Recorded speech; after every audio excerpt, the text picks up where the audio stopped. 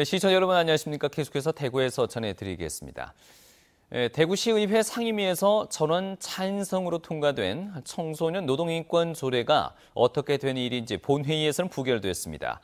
이 과정에 특정 종교단체가 로비를 했고 대구시의회가 굴복했다는 비판이 일고 있습니다. 박재영 기자가 취재했습니다. 청소년 노동인권 조례가 상정된 대구시의회는 여느 때와 달리 긴장감이 감돌았습니다. 최근 기초의회 두 곳에서 유사 조례안이 잇따라 부결되면서 상임위를 전원 찬성으로 통과했지만 본회의에선 통과 여부를 장담할 수 없었기 때문입니다.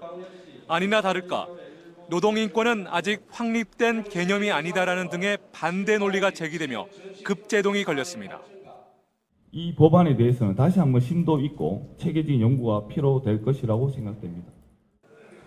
결국 무기명 찬반 투표가 실시됐고 28명의 시의원 가운데 21명이 반대표를 던져 청소년 노동인권 조례안은 부결됐습니다. 방청석에선 항의와 고성이 이어졌습니다. 청소년 노동자들이 웁니다. 말이 칩니까? 시의원으로서의 기본적인 책무에 대해서 이해하고 있지 못하는 분들이 시민들이 대변인으로서 시의원 역할을 하실 수 없습니다. 청소년 노동인권을 개선하자는 취지의 조례안이 기초의회에 이어 시의회까지 부결된 배경에는 시의원들에 대한 문자 폭탄 등 조직적인 압박이 있었던 것으로 확인됐습니다. 기독교인들을 동원해가 시의회를 포위하겠다까지 이야기하거든요. 내년 선거에서 낙선운동하겠다는 이야기를 하더라고요. 기독교 단체들의 압력에 휘둘린 시의원들이 각본에 따라 조례안 부결에 조직적으로 가담했다는 비판이 제기되는 이유입니다. 정말 개탄스럽고요. 또 이것이 어느 한 정당의 그런 당리 당략을 쫓아가는 그러한 의원들의 모습이 과연 이게 의원들의 차질이 있는 것인가. 노동인권 조례안이 학생들에게 계급투쟁 편향적인 경제관념을 주입한다며 반대하는 기독교 단체의 압력에 대구시의회가 합리적인 판단보다 자신들의 이익만을 위해 굴복했다는 비난은 피하기 어려울 것으로 보입니다. MBC 뉴스 박재영입니다. 초등학생들이 봉사활동을 하는 곳에서 혐오 영상에 노출된 사건과 관련해서 대구시 교육청은 당시 인솔했던 부장교사가 봉사활동이 끝나기 전에 초등학생들을 장애인 시설에 놔두고 학교로 들어온 사실을 확인하고 부장 직위를 해제하는 한편 학교장 경고 처분을 내렸습니다.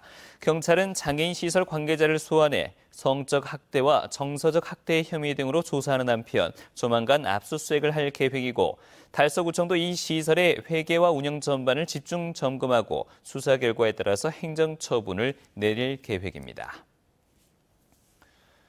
산후조리원의 신생아를 스마트폰을 이용해서 실시간으로 볼 수 있는 서비스가 제공돼 눈길을 끌고 있습니다. 국내 유업체와 통신업체가 국내에서는 처음으로 어플리케이션과 클라우드 캠을 이용해 산후조리원에 무료로 해당 서비스를 제공하고 있습니다. 최근 산후조리원에서는 산모 건강과 신생아 감염 예방을 위해서 신생아 아빠를 제외한 가족 친척의 면회를 금지하는 추세인데 면회가 안 되는 가족들이 신생아 시대 아이를 언제든지 영상으로 볼 수 있습니다.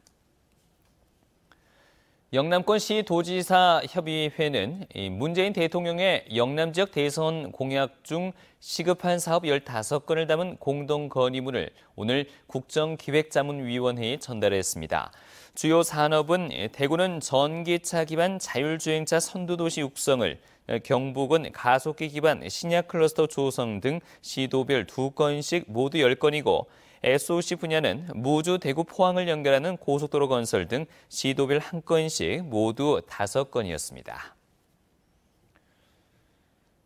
네, 지금까지 대구에서 전해드렸습니다.